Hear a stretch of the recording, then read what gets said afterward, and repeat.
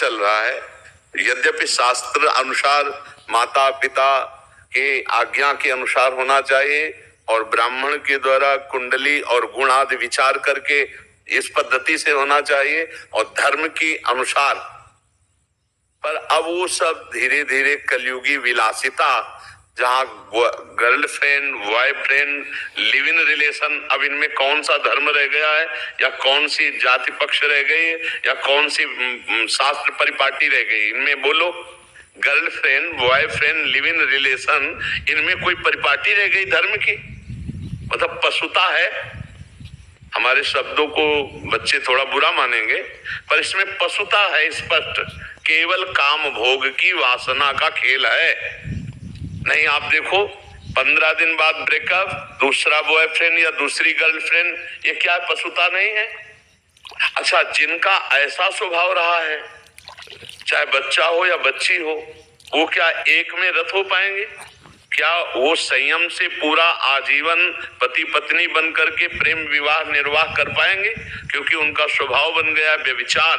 अब वो कैसे संभल पाएंगे?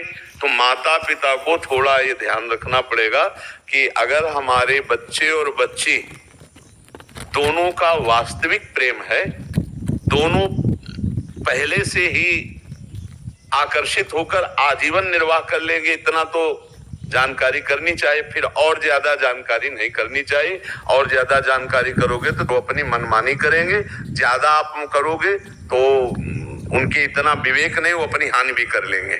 ऐसे बच्चे, माता पिता मान लो जो बहुत ही रुद्र स्वभाव दिखाए तो बच्चे अपनी हानि कर लेते हैं। तो हमें लगता है कि बुद्धिमानी इसी बात में है कि तुम सुखी रहो, तुम सुखी रहो। अगर हमारी बात नहीं मानते हो तो हम भी तुम्हारा सहयोग करेंगे। मान लो आप जैसे कास्ट के विषय में जाएं और वो आपको नहीं रुच रहा है, लेकिन बच्चा और बच्ची तैयार है, तो जाओ तुम, हम तुम्हें अर्थ दे देते हैं, तुम्हारी व्यवस्था कर देते हैं, खाओ पियो। बात के परिणाम के हम साथी नहीं होंगे क्योंकि आप हमारी आज्ञा पे नहीं हो, पर सहयोग कर देना चाहिए। क्योंकि आजकल बच्चे ऐसे विवेकवान नहीं कि अपने माता पिता का इतना आदर करें, और बहुत धोखे में बच्चों के जीवन बर्बाद हो रहे हैं, बहुत धोखे में जीवन बर्बाद हो रहे हैं। तो ये कुछ माता पिता को देखना चाहिए थोड़ा, और बच्चों को समझाना चाहिए कि केवल भोग विलासिता ही जीवन का संबंध नहीं है। जीवन पूरा काटने के लिए धर्म की भी जरूरत है। अगर धर्म नहीं है तो व्यभिचारिणी या व्यभिचारी कभी जीवन निर्वाह नहीं कर सकते। बात ध्यान रखना। जीवन निर्वाह, आप तो मतलब काफी अवस्था के हो, पूर्व में देख लो, माता पिता जहां ब्याह कर दिए वहीं हो जाता था। लड़का और लड़की के देखने का सवाल ही नहीं होता था। नहीं, पुराने में देखो कितनी पवित्रता थी। वो माता पिता ब्राह्मण देवी देवता सबकी मान्यता करके की जाती। इतना अब वो क्या जाने जो गर्लफ्रेंड बॉयफ्रेंड किए हैं तो भोग है। हाँ, बस वही हम पशुता शब्द में कहते हैं। महाराज जी, कल एक जने आए थे, इससे पहले वाले बैच में बैठे थे, उन्होंने लिखा भी था, हमने पढ़ा नहीं था। वो कह रहे थे कि किसी से प्रेम हो गया तो कोर्ट मैरिज कर ली घर से भाग के, फिर 25 दिन बाद घर वालों को मना लिया किसी तरह, घर वालों को फोन किया, और फिर पत्नी ने उल्टा FIR कर दिया जो पत्नी बने थे कि ये मेरे से धन की मांग कर रहे थे, ये है वो है, और पूरा उसी पे केस लगा दिया, और उससे फिर धन की मांग कर रहे कि अभी तलाक चाहिए तो इतने पैसे चाहिए। तो मतलब ये चीजें माता पिता को देख लेनी चाहिए। बकाया बच्चे आजकल सुनने वाले नहीं हैं। माता पिता, ये गर्लफ्रेंड बॉयफ्रेंड बहुत जहरीली बात चली है, लोग समझ नहीं पा रहे, बच्चे भ्रष्ट हो रहे हैं, जीवन बर्बाद हो रहे हैं। और ये गृहस्थी में जो एक सम्माननीय गृहस्थ जीवन व्यतीत होता था उसकी योग्यता खो रहे हैं। कितने बच्चे भोग रहे, माता पिता कंपनसेशन भर रहे हैं। वही महाराज जी, जैसे तलाक अगर छुड़वाना है तो फिर बिल्कुल बिल्कुल बिल्कुल। अभी हमें कई बार एकांतिक में प्रार्थना कर चुके कि संभालो बच्चों को, अगर संभाल पाओ। प्रभाव बहुत है आपका, समाज प्रभाव है, बच्चे सुधर रहे हैं, ऐसा नहीं। हाँ बिल्कुल, हम भगवान से भी प्रार्थना करते हैं कि सबकी बुद्धि सुधरे। अच्छा, बच्चे ऐसे नहीं है, वो आपको कथा सुनते हैं, सब करते हैं। बड़ी बिटिया की शादी थी, उसको थोड़ा सा प्रॉब्लम हुआ, तो उसका कहना ये है कि हम अपने पसंद से करेंगे तो उसमें दिक्कत नहीं आएगी। अब जो करते हैं उसमें दिक्कत है, तो आगे हमको भोगना पड़ेगा।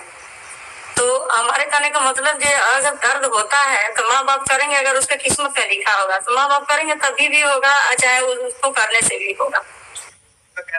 नहीं, एकदम पूरा किस्मत पे ही नहीं छोड़ना चाहिए। किस्मत को भी चयन करने के लिए महाराज जनक जी ने एक शर्त रखी थी कि हम सिया जी से उसी का ब्याह करेंगे जो इस अजगौ को उठा के खंडन कर देगा।